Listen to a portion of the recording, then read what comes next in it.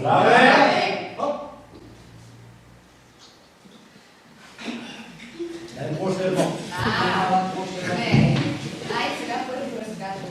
Да разказвам? Да. Разказвай. Ай, давайте. Добре, ти разказвай. Не, който е дошъл пръв, той да разказва. Тебе съм видел първи, ти ще разказваш. Айде, добре. Кажи интересна история. Беше, сега ще чуете. То всъщност вие си не знаете, де? Аз изкитам из целия свят. Ходих из Возлов, из Маршов, из Храдец Кралове. Хората си ме наричат скитник, дриплю, лентяй. Обаче ме наричат и крадец, и негодник. А аз, Франтишек Крал, никому нищо не съм взимал. И точно защото съм толкова честен ми се случи всичко това. Скитам си изпод местечко, вървя си, чудя се дали да не намина до стария господин Проса за една кифличка или до братя Вълчкови за една коравийка. Не знам къде да си пробвам късмета, кой какво ще ми даде. Но както си ходя, изведнъж се появи един господин, навярно турист. Не ми прави впечатление, аз навсекъде като скитам си ги виждам. Да, минава, снима, гледа. Но тъкмо да се разминам с него, вятъра му духва шапка. Дръж ми куфърчето и стой тук, докато се върна. Къде хукна сега да гони тази шапка? Ми остави това куфърче и ми каза да го чакам тук. Да, но аз си го чакам. То вече мина един час, мина втори. Къде изчезна този господин? Не знам какво е това куфърче, да не ме измамил нещо. То вече започне да се стъмва. Градът затихна. Готов да заспи като коте покрай огъня. Аз си седя и си чакам, и си чакам. Но колкото и да чакам, вече не издържам.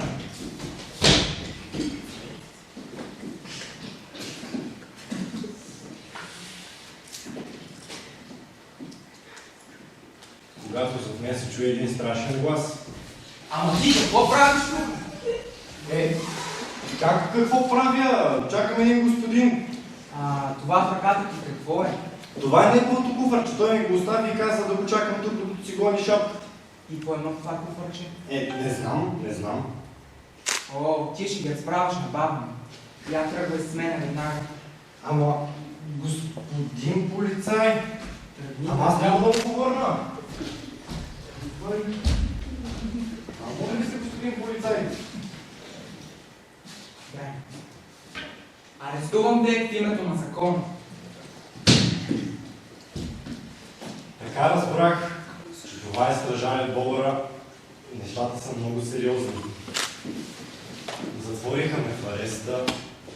Казаха, че утре май се ще да ме изправят пред съдята. Не знам какво да очаквам вече.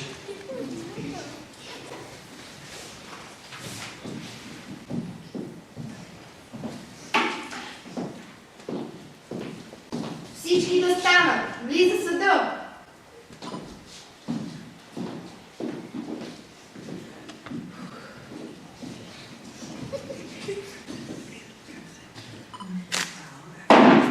Гледайте го това нищожество. Той е лентяй. Ти какво бе? Пак ли си тук? И какво? Пак ли за скитничество? Не, господин съдя, стражарят Бобъра ме хвана тук, като си стоях. Кой те биеше по главата, че да стоиш? Ако не беше стоял, нямаше да те арестуват. Но чувам, че от тебе намерите някакво куфърче. Така ли? Да, но той на господина, аз трябва да му го върна.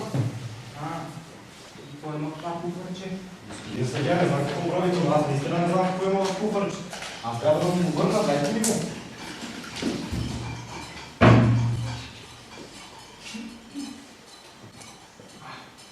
Че той е пълно с пари. 1 милион 360 хиляди крони. Нещо дрънка. И една четка за зъби. Запиши, четка за зъби. Един път. Я ми кажи сега, кой ще даде такъв дрит? тебе. 2 милиона 360 хиляди 4 зъби.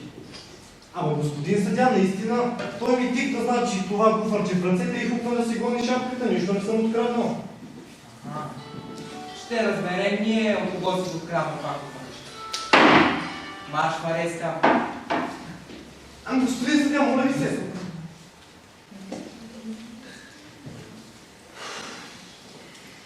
Никой не ми повярва. Затвориха ме в ареста и ме държаха там много дълго време. То започна пролетта.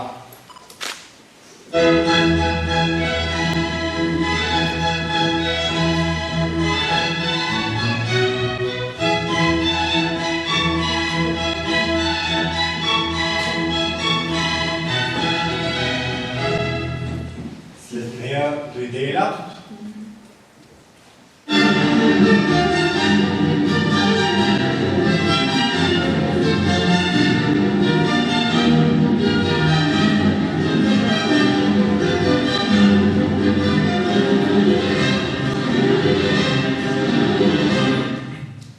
След нея дойде и есента.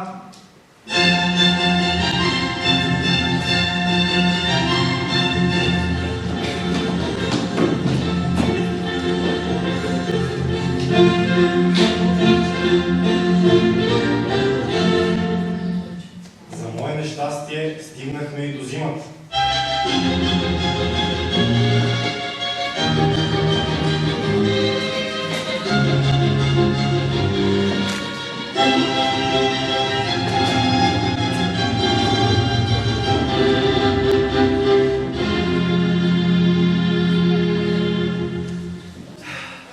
Но така и не се намери някой да каже, че куфарчето е негов. Айде сега си признай, как по-точно уби този човек и как му открадна куфарче. Господин съдя, моля ви се, наистина никого не съм убил, нищо не съм откраднал. Признай си и ще ти олегне. Господин съдя, наистина честен съм, заклевам се, не знам къде е този господин. Няма как. Сега ще те обезим дори и без да си признал вината. Взете го с Божията помощ.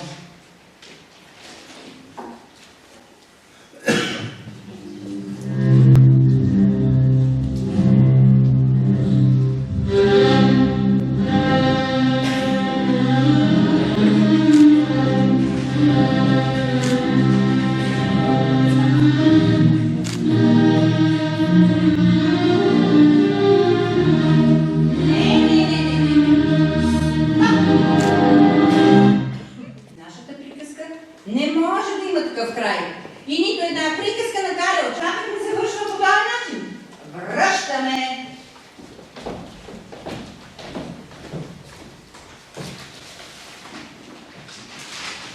Намери се! Намери се! Намери се! Намери се!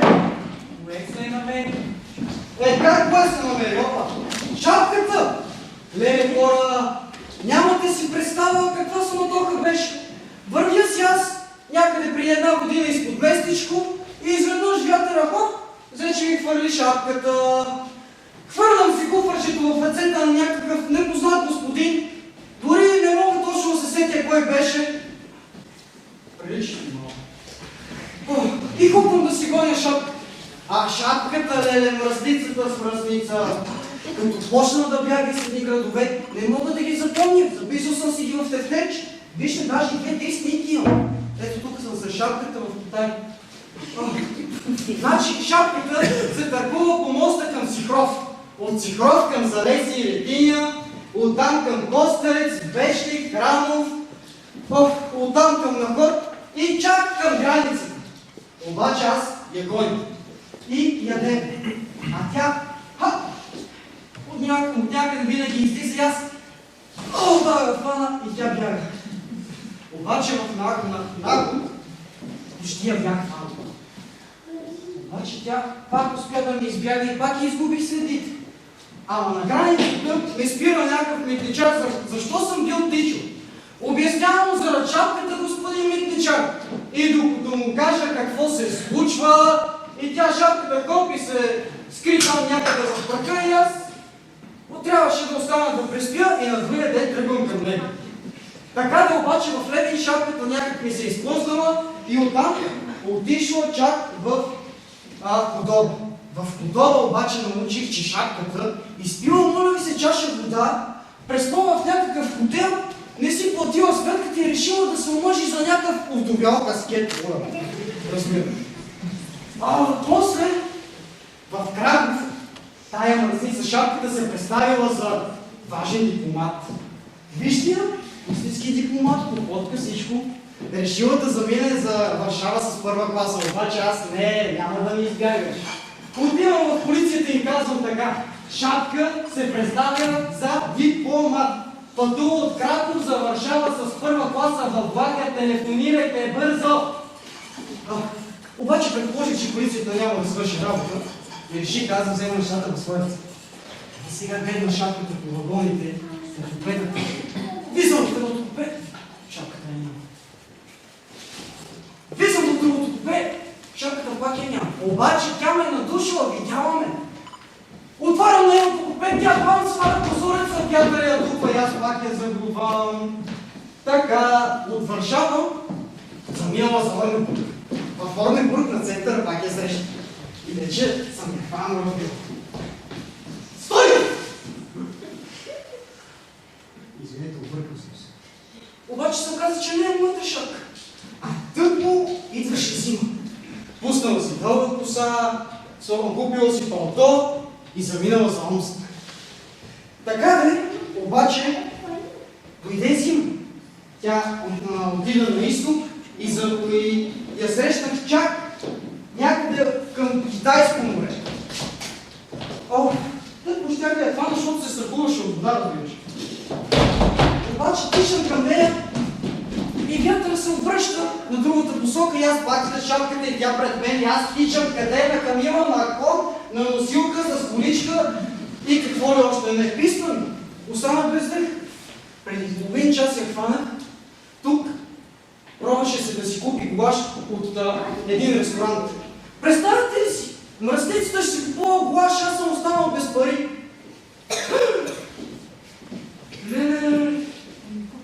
Ами че аз имах куфърче пълно с пари. Разбирате ли, господин, за цяло куфърче? Пълно с пари? Да. Кой знае къде отишъл? Свалих в ръцете на някакъв. И кой да се сети? Вътре имаме 1 милион 300 хиляди. 360 хиляди даже. Да не забравим четката за зъби. Хигиената на първо място. 1 милион казвам. 360 хиляди и да не забравяме четката за зъби, много важно. Чакай. Куфърчето е тук. Заедно с всичките 1 милион 360 хиляди и четката за зъби. А това е човекът, който мислехме, че го е откраднал. Дори щяхме да го обесим. Ма моля ви, той не го откраднал, аз му го дадох. Разбирате ли? Не. Осъдили сте? Да. Не. Смятам, че трябва да махнете обвинението от него. Да, така е. Повърчето, ако може. Благодаря. Добре. Сега след като разбрах, че Франкиш крал не е откраднал, не е убил и не е направил нищо злонамерено, мога официално да го обявя за невинен.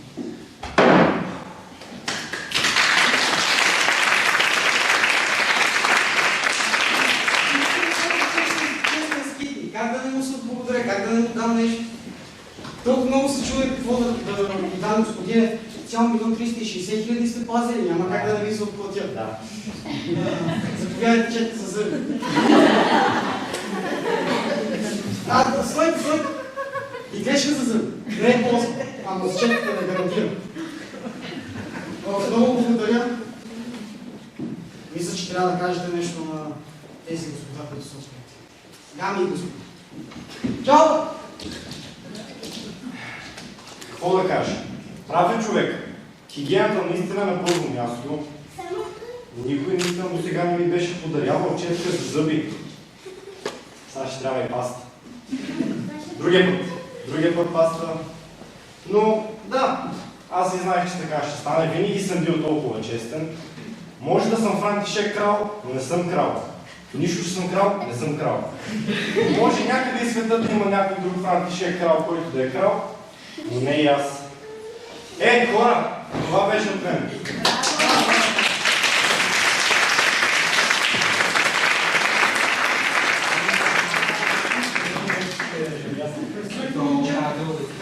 Браво, браво. Някой друг път си може да разкажеш. Бях видял съдята по улица. Съдята по улица? Да. И много бавно. И хубаво тренинг. Да, така, стига. Айде пак на здраве и да почва господин Колкова. Айде. Здраве! Да, аз ще започна, че съм жаден. Аз и аз. Не. Айде сега още една история. Разказвай. Не, аз съм последен, ти беше преди мен. Аз съм бил преди да така. А що да ме разказва, тя беше първа? Да, бе, разказвай. Добре. Значи, както знаете, професията на един почтенец е една такава леко монотонна, много изморяваща и много отекчителна. Всеки ден правя по 39 456 крачки, от които имам стълби надолу, а после и нагоре. Разбира. И един такъв ден, в който бях страшно изморен, защото не стига, че съм качвал стъпала нагоре и надолу, а те бяха някъде около 10 567 стъпала. Това крачки на ден, само ако си помислите какво е много. Беше ми останало едно писъмце тук. Само секунда да го намеря. Ето го. Някой го беше пуснал, ама не беше дал точен адрес и точна марка. Представете ли си колко трябва да си глупав, за да не сложиш адрес и правилна марка на писмото? И аз съм станал и така на светлина гледам, и на друга светлина пак гледам, обаче на писмото нищо не се вижда, не мога да разбера къде да го дам. А това за един почтенец да не си остави писмото, е само, че пожарникарта не може да изгаси огън, разбира се. Много си изнервих. И то беше един такъв труден идеален ден. И аз реших да се прибера в почтата и легнах, седнах, извинете, на големия диван, до мен печката, греене. И докато се усетя, и аз съм задрямал. После съм се спал, 6 часа е минало отдавна, часовник ударил 6 пъти, 6 колеги са излезнали навън като 6 пъти и никой от тях не се е сетил да ми събуди. И аз се събуждам в почтата сам самичък, навсякъде тъмно, какво да правя, отивам си. Обаче не бяха заключени моите мили колеги. Обаче, понеже да не гледах и задния вход е отворен, никога не го заключваме. Ама забравих, че е петък, 13-ти топът, затворен на това. И сега чуя се какво да правя, но няма как до сутринта трябва да чакам да му отключат. И отивам да светна лампите в почтата.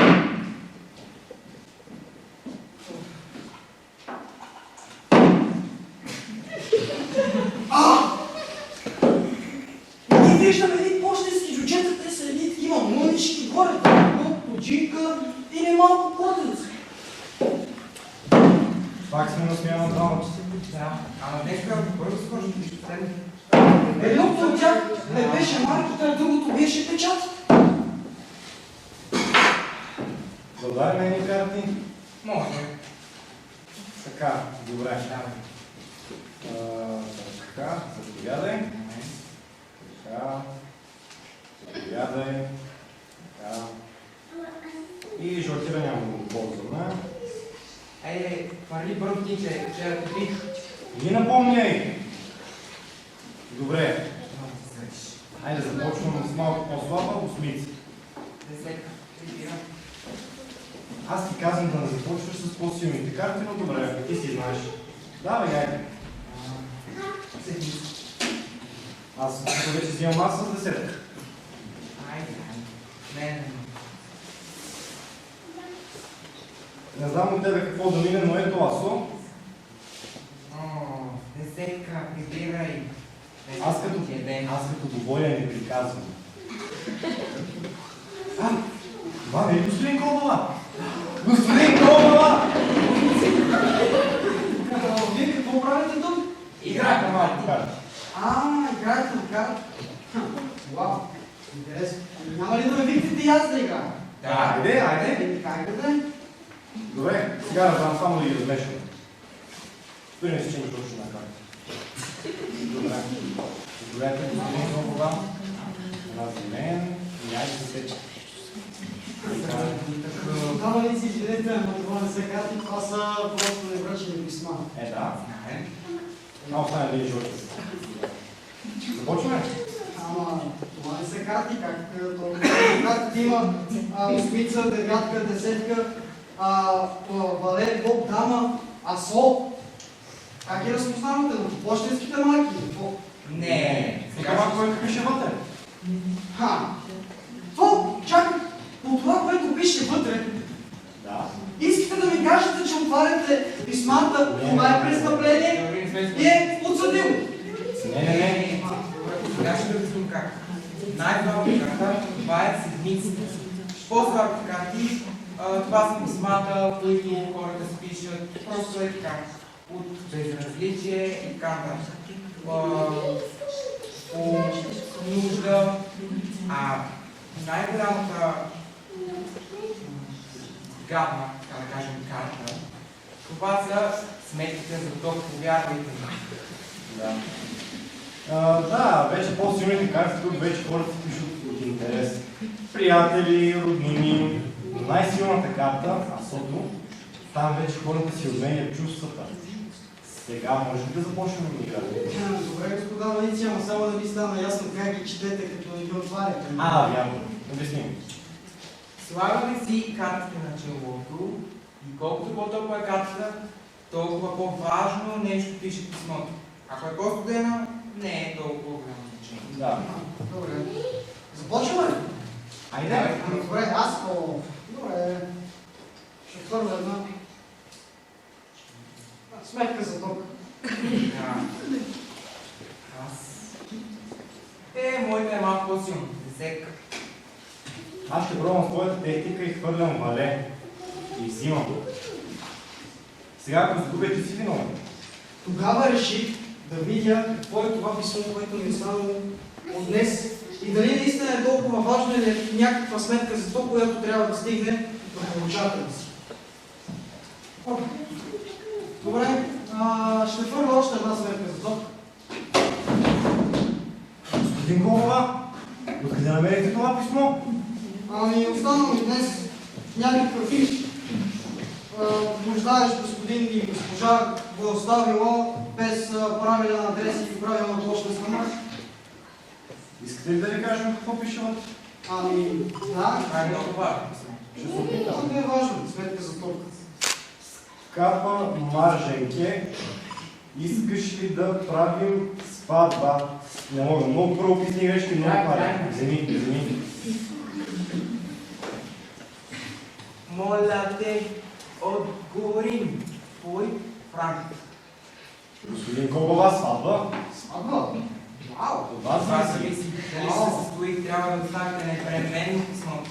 Добре, господа, нали си захващам се бързо с задачата, ние бяхме да ще приберете от писмата. Господин Кобала, това са отговорността. Да, аз ще доставя писмото, обещавам ви. Добре, чао, господин Кобала.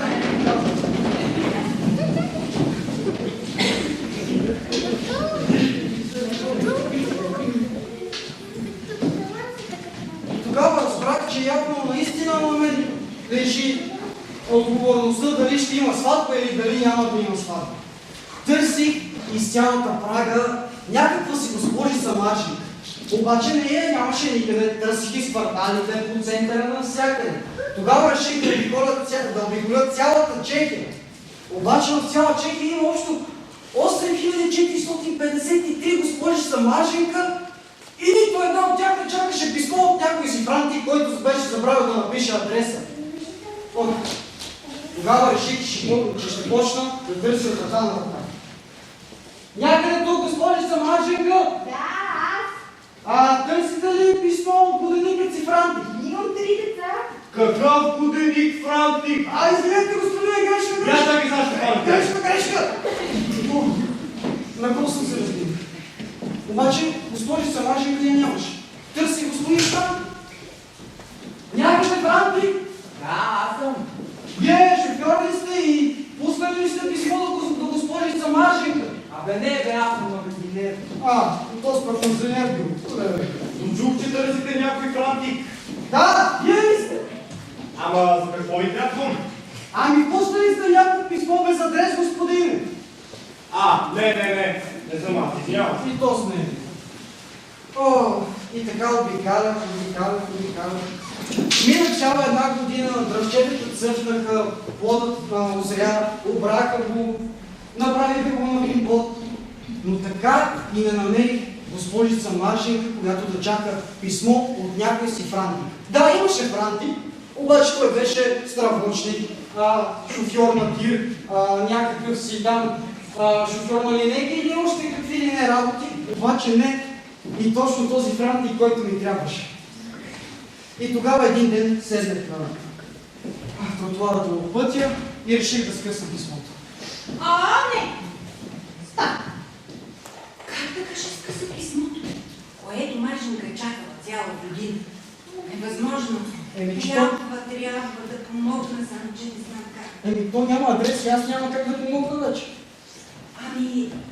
Знаеш, тя погледни нататък, в далечината, в прахоляка.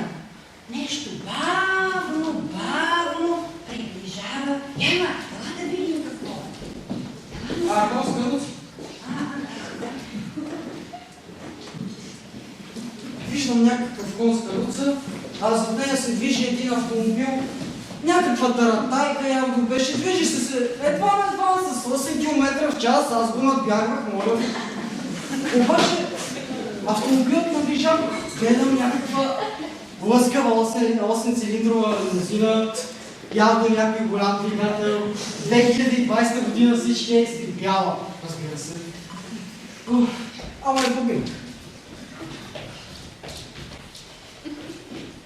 Ей, раздавача, ела да се повозим. Возите, ама вие май сте тръгнали на погребение. Защо решихте, че отиваме на погребение? Защото се движите много бавно и много печално. Това е заради шофьорът ми. И какво на този ваш шофьор? Тъжен е, защото преди една година изпрати писмо на приятелката му и тя все още не му отговорила. Чак, какво? Стойте малко.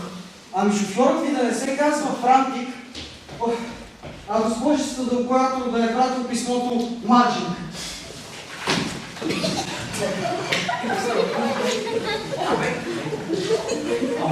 Вие откъде знаете? Ти си той е друг, който не е дал правилния адрес. Явно съм аз. Мила. Добре, кажи ми къде живее госпожица Марженка, че ви писна това писмо да ви го остави и да се приключва вече. Няма адрес, може ли да го закараме? Да, качвайте се, ще го караме. Качвам се. Ние по-добре да си бях тръгнал в реша, ще ги направим. Чакайте само да светна фаровете, че съм забравил. Ти му се разгрижа, баби. Кажи ме това да не каза. Готови ли сте? Да. Добре.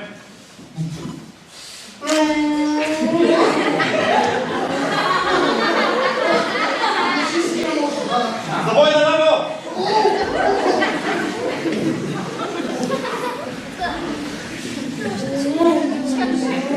Айде, дясно! Къде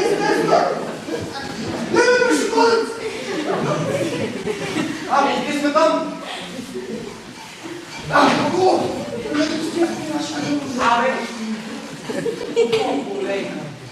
Началник има си плат.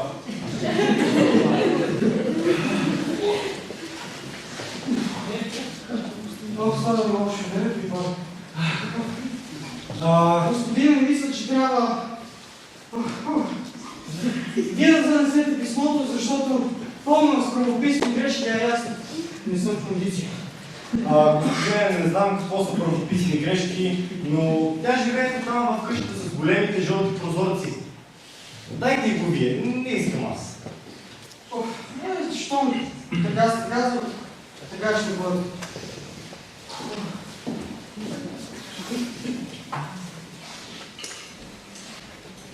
Здравейте, госпожо. Сватбена рокля ли шиете? Не, шия рокля, с която да легна в гроба. Ами, че толкова ли са зле нещата? Да не би да сте болна от нещо и да пиете лекарство? Не, това е отрова, която да изпия. Ама защо така, госпожо Мърженки? Какво е станало? Чакам писмо от 1 година и 1 ден. От 1 година и 1 ден. И то все не идва. Ами пък аз от 1 година и 1 ден. От 1 ден и 1 година носи едно писъмце и тук в чантата, виждаш ли? И се чуда на кой да го дам. Знаете ли какво? Ще го дам на вас пък. Не, Каквото става. ами то не е за мен. Отворете и прочетете какво пише в писмото и ще разберете да не е за вас. Ако пък не, ще ми го върна.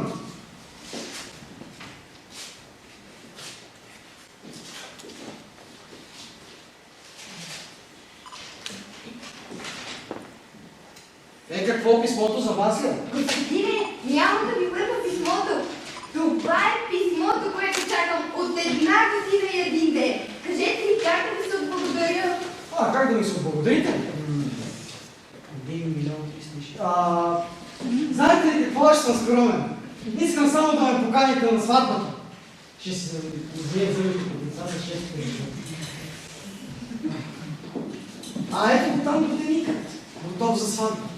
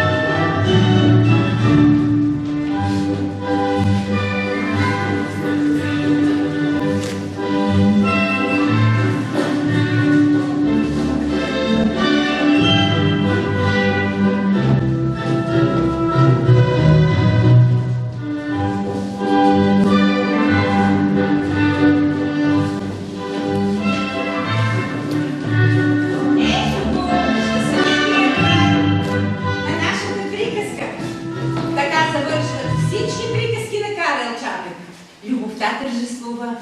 Франтишек и Марченка направили голяма сватба. 3 дни яли, пили и се весели. Ние също бяхме там. И ние ядохме, пихме,